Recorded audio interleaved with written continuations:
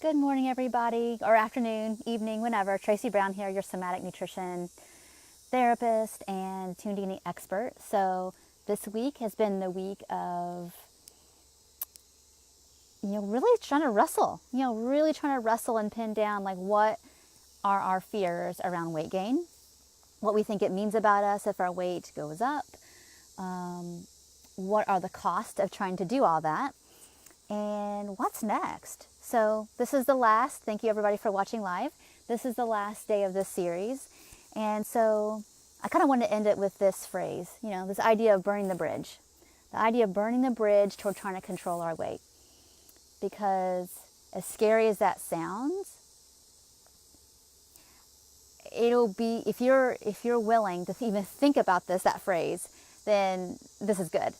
Because being willing to what?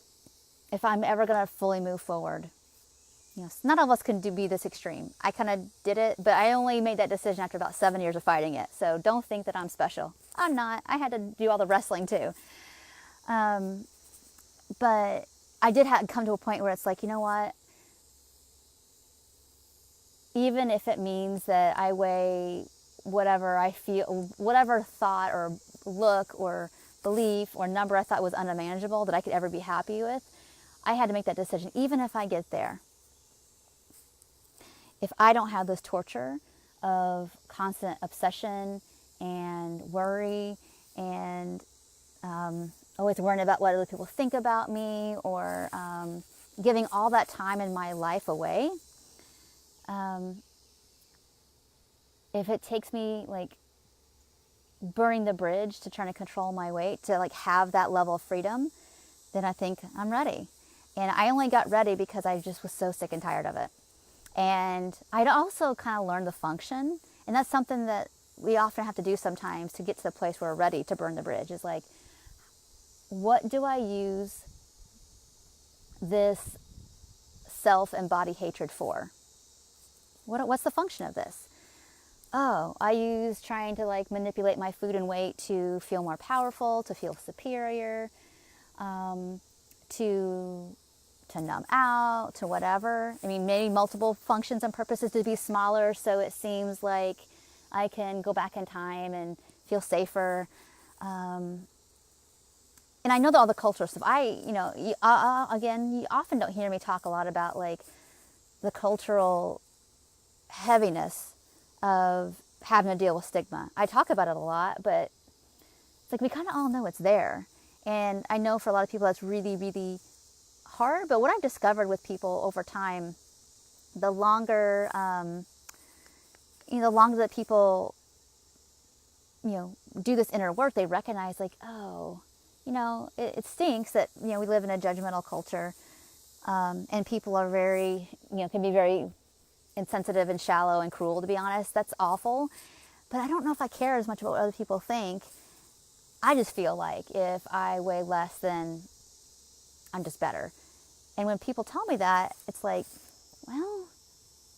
then that tells me that there's a wound about just inherently not feeling good, and this is your tool to try to feel better. So whether it's about other people or about yourself, how much evidence do you have that you truly were I've got it going on now, I'm happy, I'm good, everything's fine. I don't know a person could ever say yes to that. Never met one. So they might exist, but I've never met one where it's yeah, I weigh less and everything in my life is perfect, and all my, apologize, here comes a big truck going by. I'm gonna let it go by. That all my underlying self-hatred and insecurities and anxiety and traumas, they're all resolved, and I have a smaller body and everything's perfect. I've never been anybody who could tell me that getting a smaller body made all that go away. And people say, well, it'd be one less thing that I have to worry about. Well, we only worry about it because we're using it as a tool, that you could heal all those things and not be thinner. It's just possible. I think that's the hard part, is not wanting to let that go. It's kind of like that last stand of if I hang on to this, worried about my weight, no matter what your body size is, then, if I let go of that, I won't have anything to help me, and that's actually not true.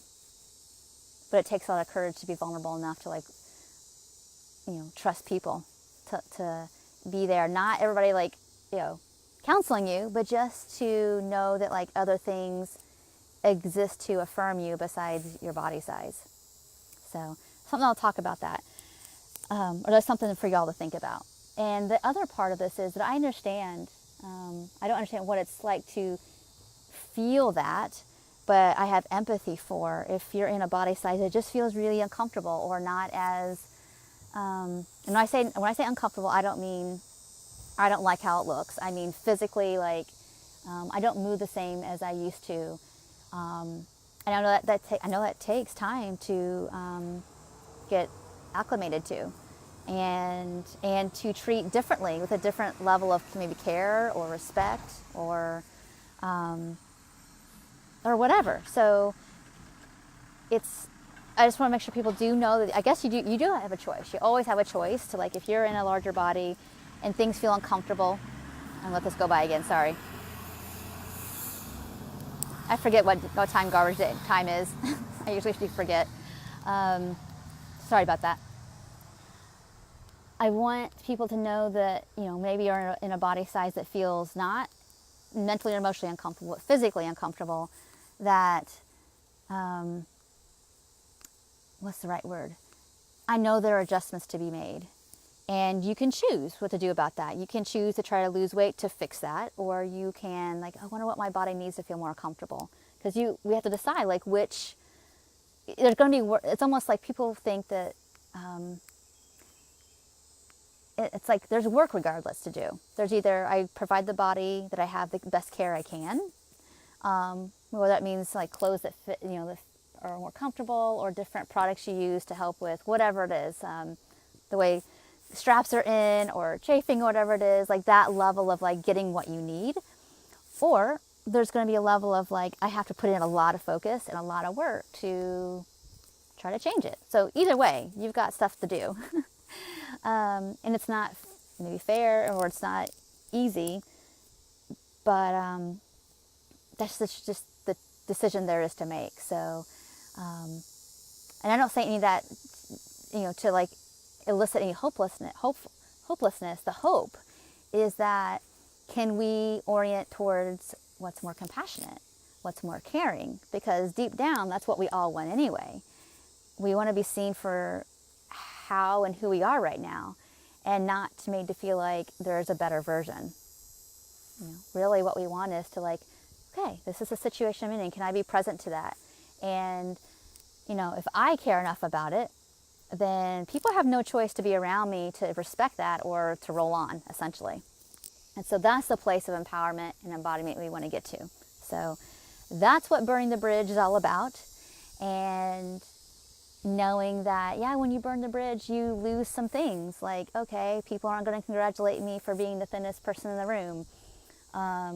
Or there's a level of manipulation with that. Like, if I need to be the smallest person in the room, that's saying that, like, I need to be better than you all, and I'm getting something from that. And you might not think that's true, but I'll be honest. If I can get people to be really, really honest, which they do, is that's what's going on. And it doesn't have to be that way. You can burn the bridge to needing that. You can burn the bridge to needing to be better than others, to feel like that you have something, because that's not who you are. None of us are inherently, like, these body sizes don't mean anything. They don't mean anything about us. They're not better than, worse than.